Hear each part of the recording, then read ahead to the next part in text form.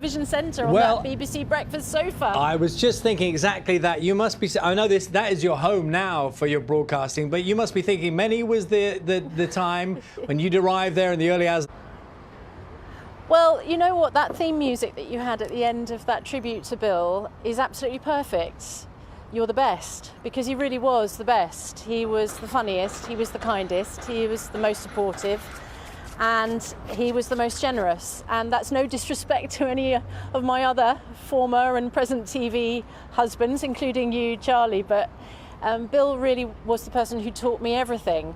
I met him almost 30 years ago, about more than 25 years ago in Washington, D.C., when he was the BBC News Washington correspondent.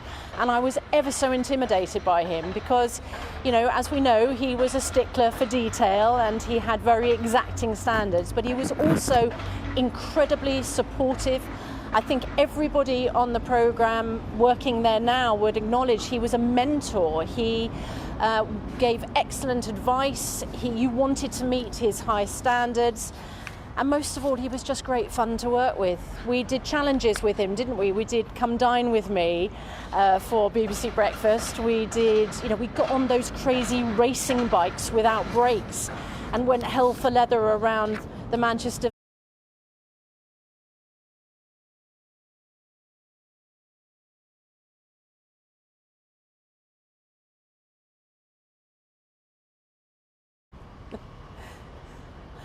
Yeah.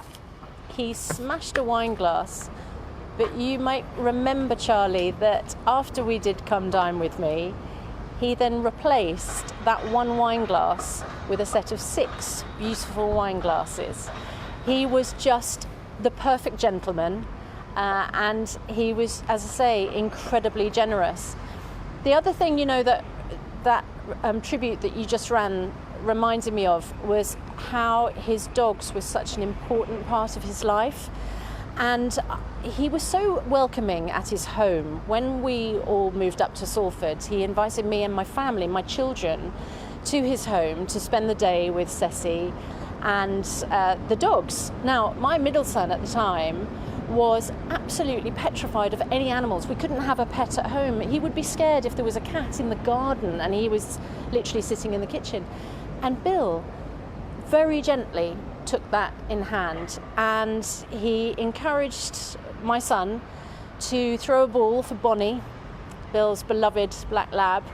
And by the end of that day, my son had completely lost his fear of dogs. We were able to have a cat at home. He was like the child whisperer or the dog whisperer or Dr. Dolittle. I mean, he could converse with the animals. He was amazing. They were so important to him, and he wanted everybody to have that same experience. You know, Susanna,